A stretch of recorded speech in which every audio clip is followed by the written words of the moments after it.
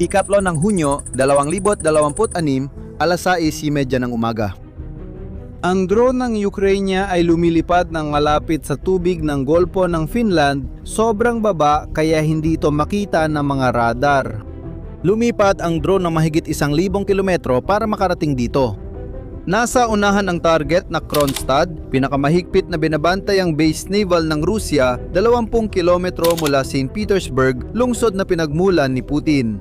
Sa loob ng dry dock, may nakahimpil na barkong pandigma na walang depensa at sumasailalim sa regular na maintenance. Sumisid ang drone habang kinukunan ng pangalawang drone sa likod ang mga nangyayari. Dahil sa kamerang ito, nalaman ng mundo na hindi ordinaryong barko ang tinarget ng Ukraine.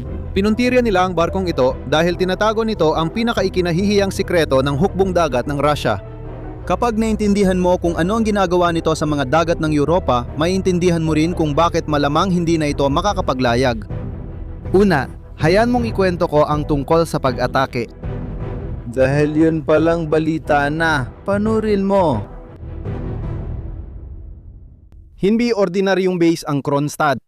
Isa itong pinatibay na isla sa bungad ng San Petersburgo, ang makasaysayang duyan ng hukbong dagat ng Rusya.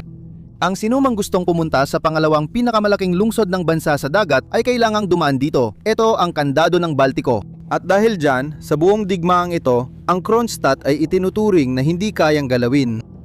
Sobrang layo. Sobrang protektado. Hanggang madaling araw ng ikatlo ng Hunyo. Noong madaling araw na yon, ang mga drone mula sa unang sentro ng puwersa ng mga sistemang hindi tripulado ng Ukraine, kasama ang intelihensya ng Ukraine, ay tumawid ng mahigit 1,000 hanggang 1,100 kilometro sa himpapawid ng Russia. Ang mga drone ay modelo FP-1, isang sasakyang panghimpapawid na pandigma na, ayon sa mga analyst ng Ukraine, ay may dalang mga warhead na 60 hanggang mahigit 100 kilo ng pampasabog. Dito pumapasok ang detalyeng may malalim na kahulugan. Hindi mula sa Ukraine ang pinakamatinding kritisismo sa nangyari. Nagmula ito mismo sa loob ng Russia mula sa isang prodigmaang military channel na tinatawag na Rybar. Sabi niya, bakit ang korbeta ay walang proteksyon at nasa ganoong posisyon? Isa itong tanong na may asterisko. Sa ibang salita, ang ibig niyang sabihin ay ito ang uri ng tanong na ayaw sagutin ng sinuman sa Kremlin, ang palasyo kung saan namumuno si Putin sa Russia. Ibinangon din ng parehong channel ang hinala ng mga drone ay nakikipag-ugnayan sa pamamagitan ng mga terminal ng internet na satellite gamit ang mga repeater drone sa daan. Kung totoo, ibig sabihin hindi nakita ng electronic warfare ng Russia ang anumang drone na dumaan, kahit dapat ay napabagsak nito ang mga yon. Pero sa lahat ng meron, ayon sa TV ng Republika, wala bang kahit isa sa atin sa mga shipyard, mga imbakan? Bakit isang barko lang ang tinarget ng mga drone? Para masimulan sagutin ang tanong na yan, pansinin mong mabuti ang petsa. Ikatlo ng Hunyo. Hindi ito ordinaryong araw sa St. Petersburg. Araw ito ng pagbubukas ng pandaigdigang pangkabuhayang forum ng lungsod. Ang kaganapan na tinatawag mismo ng mga Ruso na Russian Davos. Libo-libong bisita mula sa iba't ibang panig ng mundo, nakahandang entablado at si Putin ang pangunahing bituin. Dapat sana ay araw ito na ipapakita ng St. Petersburg sa mundo na matatag pa rin at nagnenegosyo ang Russia. Sa halip, nagising ang lungsod na may usok sa abot tanaw. Dahil sa parehong madaling araw, tinamaan ng iba pang mga drone ng Ukraine ang terminal ng langis sa St. Petersburg. Isa sa pinakamalalaking sentro ng pag-export ng fuel sa bansa. Kinumpirma ng Pangulong Ukrainian Volodymyr Zelensky ang mga pag-atake sa parehong araw at sinabi niyang mga target militar ang tinamaan sa Kronstadt. Ang oras kung kailan naganap ang mga pag-atake ay nagsasabi ng marami tungkol sa kanilang mga intensyon upang pahiyain si Putin sa kanyang sariling entablado. Ipinapaliwanag ng Tiyempo ang napiling araw pero hindi ang target. Para maintindihan ang target, tingnan mo kung saan tumama ang mga drone. Tinamaan nila hindi lang basta swerte na tumama sa katawan. Dalawang tama ang nangyari. Sunod-sunod, sa mismong gitna ng barko sa bahagi ng command bridge at ng palo. Ayon sa Defense Express, isang Ukrainyanong institusyong dalubhasa sa depensa, dito matatagpuan ang lahat ng nagpapatakbo ng barkong ito. Ang FERC-DOS na radar para sa impapawid, radar na Monument A na gumagabay sa mga misil, pati mga sistema ng electronic warfare, nabigasyon at komunikasyon. Sa madaling salita, hindi tinarget ng mga drone ang katawan ng barko. Tinarget nila ang ulo at mata. Ipinakita ng mga satellite images na inilabas sa mga sumunod na araw ang bumagsak na palo at ang superestruktura. Lahat ng itaas na bahagi ng barko sunog.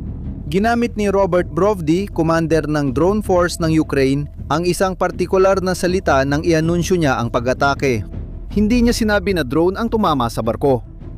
Sinabi niya na hinabol ng mga drone ang barko. Oo, hinabol. At ang paghahabol ay iba sa pag-atake. Ang umaatake, nagpapaputok sa kung ano man ang nasa harap niya. Ang nangangaso, pumipili at pinag-aaralan muna ang biktima. Alam niya kung ano at gaano kahalaga ito. At kung ano ang barkong iyon, itinatago ng Rusya sa buong mundo. Ang pangalan niya ay Boyki. Isang korbeta na inilunsad noong 2012, nagsisilbi sa Baltic Fleet mula noong 2013. Sa papel, karaniwang barkong pandigma. 100 milimetrong kanyon. Mga misil laban sa barko, depensang panghimpapawid. Pero may pangalawang buhay si Boyki. Noong Hunyo noong nakaraang taon, napansin ng mga analistang pandagat ang kakaibang bagay sa tracking system ng English Channel. Lahat ng barko sa mundo ay nagpapadala ng identification signal. Parang plaka ng kotse ito, pero sa dagat. At mayroong bagay doon na nagpapadala ng peking pagkakakilanlan. Minsan lumalabas ito bilang isang bagay, minsan naman bilang iba. Pinag-ugnay ng BBC ang satellite images sa mga datos na ito at nabunyag ang panlilinlang. Ito ay ang Boyki, barkong pandigma ng Rusya na may mga guided missile. Naglalayag sa mga tubig ng NATO na papanggap na ibang bagay. Umalis siya sa Gimi, Africa na may transponder. Aparatong nagpapadala ng signal ng pagkakakilanlan. Patay. At sinasama nito ang dalawang oil tanker, ang Sierra at ang Naxos. Pareho silang pinarusahan ng kanluran. Pareho silang kabilang sa Ghost Fleet. Ang network ng mga lumang barko na nagpapalit ng bandila at may mga may-ari na nakatago sa mga shell company na ginagamit ng Rusya para iwasan ang mga parusa at patuloy na may bentang langis. Na siya ring nagpopondo sa digmaang ito. Unang beses sa kasaysayan na may barkong pandigma ng Rusya na nag-escort ng mga tanker ng langis na pinyatawan ng paru sa English Channel. At hindi doon natapos yon. Ayon sa investigatibong outlet na The Insider, sinamahan ni Boyki ang mga barko na nag-aalis ng kagamitang militar ng Rusya mula sa base ng Tartus sa Syria. At noong Enero ng taong ito, muli siyang namataan sa English Channel. Inieskorta nito ang isa pang oil tanker na mahigpit na binabantayan ng barko ng British Navy. Malinaw ang mensahe ng Kremlin, bago ka makalapit sa mga tanker ng Lanisko, haharapin mo muna ang barkong pandigma.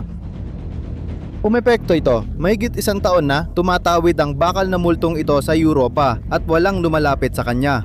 Kaya ito ang hinabol ng Ukraine sa Kronstadt. Hindi basta-bastang korbeta. Ang bodyguard ng operasyon na sumusuporta sa pondo ng digmaan ni Putin. At tingnan mo, kung ganitong lalim ng pagsusuri na hindi pinagdurugtong ng mga news portal ang hinahanap mo. Mag-subscribe ka sa channel dahil ganito mismo ang trabaho namin dito.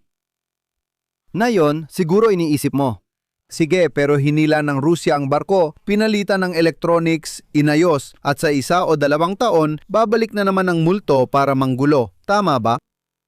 Mali ba? At mismong Rusya ang patunay niyan. 17 ng Disyembre, 2021. Estaleherio Severnaya Ferv sa San Petersburg. Isang korbeta na tinatawag na Provorny, kapatid sa proyekto ng Boyki, ay nasunog habang ginagawa. Nagsimula ang sunog eksakto sa parehong lugar, tulay at palo. At nasunog ito ng halos 20 oras.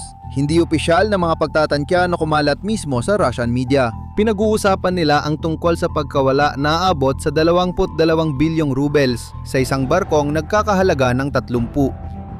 Ibig sabihin, tinupok ng apoy ang 70% ng halaga ng barko. Nagpasya ang Rusya na muling itayo ito. Tinanggal nila ang itaas, gumawa ng bago at nangakong ihati dito. Nangyari iyon 4.5 taon na ang nakalipas. Hanggang ngayon, hindi pa rin nagsisilbi ang Provorny. Ito ang panukat, ang sariling panukat ng Rusya batay sa kanilang karanasan. Ang sunog sa tulay at palo ng ganitong kurbeta aabuti ng mga taon, baka isang dekada pa. At ang halaga nito ay halos katumbas ng paggawa ng bagong barko at may dagdag pang problema sa kaso ng baka. Ayon sa Defense Express, malamang na ang pinakamatinding pinsala ay hindi galing mismo sa pagsabog. Sanhi ito ng sunog na kumalat sa mga lagusan ng kable, ventilasyon at puwang sa pagitan ng mga palapag ng barko. At ang mga pagsusuri sa depensa ay tumutukoy sa pangalawang tahimik na kalaban na patuloy na gumagana kahit na napapatay na ang apoy. Ang tubig. Ang daming tubig na ibinuhos ng mga bumbero sa barko ay dumadaloy sa kable at pumapasok sa elektronikong kompartimento. At ang kalawang at mga short circuit ay unti-unting lumalabas sa mga sumunod na buwan. Dahil dito, matindi ang opinyon ng mga analyst. Maaring hindi na lang talaga sulit ibalik si Boyki. Halos kasing mahal ng bagong barko ang gagastusin para buhayin ang lumang barko. Dito napapasok ang tanong na ayaw ng Kremlin. Bakit hindi na lang gumawa ng bago ang isa sa pinakamalaking hukbong dagat sa mundo? Sige, hindi si Boyki ang problema, kundi ang pabrika. Tingnan mo itong numero. Ang Provorny, yung kurbeta na nasunog, ay kabilang sa isang serye na ginagawa na ng mahigit 12 taon. Hanggang ngayon, 2 lang sa mga barko ng seryeng yon ang natapos. 12 taon, 2 barko. Iyan ang totoong bilis ng paggawa sa shipyard ng Russia ngayon. Yung mga nasunog na electronic sa Boyki, gaya ng radar at electronic warfare, hindi basta nabibili sa tindahan. Mga espesyal na sistemang pandagat ito na umaasa sa isang industrial na kadena ng militar na pinipiga ng 10,000 mga parusa. Ang bawat kulang na pyesa ay nagdadagdag ng taon ng paghihintay. Ang Boyki ay hindi lang isang kamalasan. Ang Boyki ay isang halimbawa ng totoong kalagayan ng surface navy ng Rusya. Tumatanda ang mga barko, natigil ang mga shipyard at walang sapat na kapalit sa bilis ng pagkawala ng iba. Kung akala mo itay tsamba lang at di na mauulit, pinatunayan ng nakaraang 7 araw ang kabaligtaran. 3 araw matapos ang pag-atake sa Boyki, sa madaling araw ng ika-6 ng Hunyo, bumalik ang Ukraine. Muli sa Kronstadt, 1,000 kilometro ang nilipad. Sa pagkakataong ito, ayon mismo kay Zelensky, ang mga target ay ang mga arsenal ng hukbong dagat ng Russia sa rehiyon ng St. Petersburg. Inilikas ng mga lokal na otoridad ang mga residente malapit sa isang pasilidad militar na nasusunog. 2 beses sa iisang linggo, ang pinakaprotektadong base ng Russia ay nabuksan na parang isang pintuang walang kandado. Hindi na ito basta atake. Ito ay pagbubukas ng bagong harapan ng digmaan. Bagong bahagi ng mapa kung saan nagaganap ang digmaan, malayo sa mga trintsera ng Ukraine. Ang Baltic na ligtas buong digmaan ay naging sona ng pangangaso. Pinag-uusapan na ng mga kanluraning analistang pandagat ang matinding kabalintunaan. Maaring kailangang itago ng plota ng Baltiko ang kanilang barko sa Kaliningrad. Dahil ang enclave ay napapalibutan ng teritoryo ng NATO at ang pag-atake doon ay politikal na komplikado para sa Ukraine. Isipin mo yan sandali. Mga barkong pandikma ng Rusya. Mas ligtas sila habang mas malapit sila sa NATO at habang nangyayari yon, lalo pang nahiwalay ang multong flotang yon. Ang pinaka-veteran ng gwardiya niya ay nasunog na sa isang dry dock. Samantala, lalong lumalakas ang presyon mula sa kabila. Kumpirmado na ng gobyerno ng Britanya na handa silang sumampa at magsiyasat sa mga barkong pinaghihinalaang bahagi ng Ghost Fleet. Bawat oil tanker na may kargang langis mula Russia na papasok sa English Channel na yon ay naglalayag na alam nilang wala na ang escort na dating nagtataboy sa sinumang lalapit. Sa dulo, mas malaki pa ang kwento ni Boyki kaysa barko. Tungkol ito sa kung ano ang nangyayari sa lahat ng kumikilos ng palihim. Gumana ang pagpapanggap ng ilang taon. Naloko ng peking identity ang mga radar. Pero ang anumang nagtatago sa dilim ay gumagana lang hanggang may magsindi ng ilaw. Pag nabuksan ng ilaw, ang pagpapanggap ang nagiging pinakamalaking kahinaan. Hindi lang isang korbeta ang winasak ng Ukraine. Sa isang gabi, winasak nito ang ilusyon na may ligtas na lugar para maitago ang mga sekreto ni Putin. Nagsisimula pa lang ang kwentong ito. Lalalala ng Baltiko. Lalakas pa ang paghahanap sa multong flotang yon. At bawat bagong kabanata ay dadaan dito. Kaya mag-subscribe ka sa channel para sabayan mo kami sa pagbabagong ito. At bago ka umalis, sabihin mo nga sa mga komento, sa palagay mo, sa tingin mo ba susubukan ng Rusya na muling buuin ang Boyki para iligtas ang kanilang imahe? O iiwanan na lang nila ang barko at lulunukin ang pagkalugi ng tahimik? Binabasa ko ang mga sagot. Hanggang sa susunod na video.